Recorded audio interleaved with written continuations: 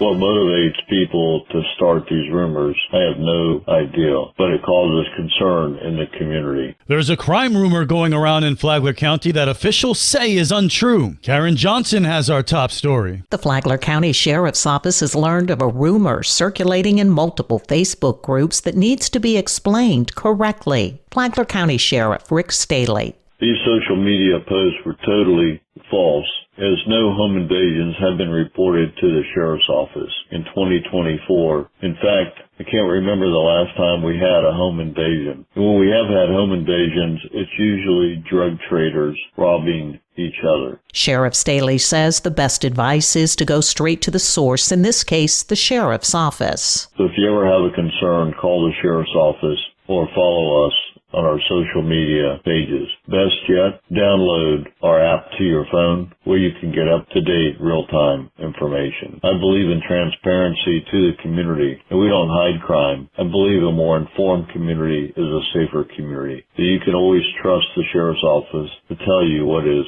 truthfully going on in our community.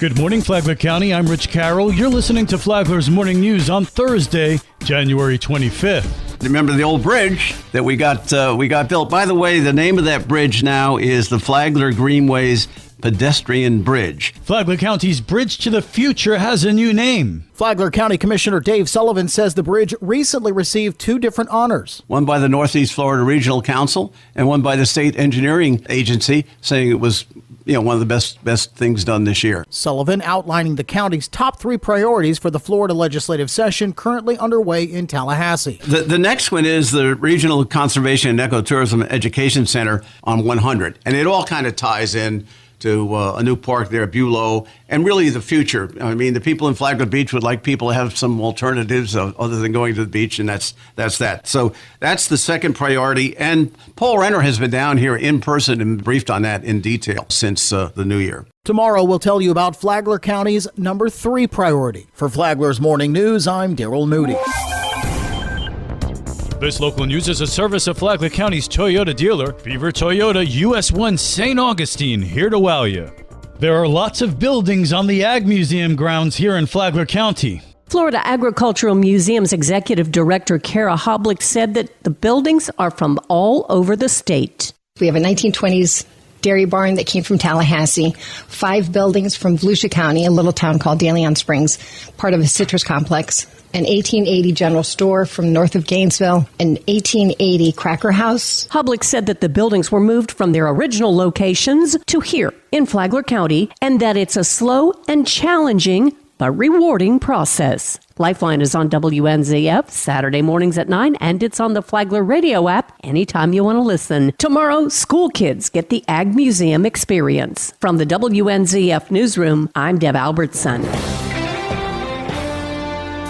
It's nearly time for the 3rd annual Tunnel to Towers 5K event in Palm Coast. People of all walks of life, of all backgrounds, whose one common thread is that they have this calling to help others, is what really makes this event special.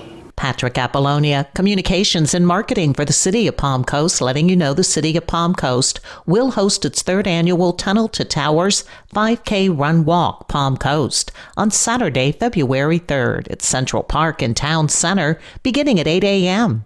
Over the course of its existence, the Tunnel to Towers Foundation has supported the families of those that have lost their lives in the line of duty, from first responders, military service members, as well as catastrophically wounded veterans, while also contributing to things like natural disaster relief and, most recently, trying to eradicate veteran homelessness throughout the country. In December of 2021, the Tunnel to Towers broke ground on the Let Us Do Good Village, a first-of-its-kind neighborhood in Land O'Lakes, Florida, which features smart homes that are tailored to serve the needs of injured veterans with special features that assist in helping them to have normal functionality. To see all this come together with our Palm Coast Fire Department, who plays such a major role in the pre-run festivities, it's a pretty special morning with a great cause, and we hope to see you there. Registration for the Tunnel to Towers 5K Palm Coast is open now through Friday night via the event registration page at runsignup.com. For Flagler's Morning News, I'm Karen Johnson.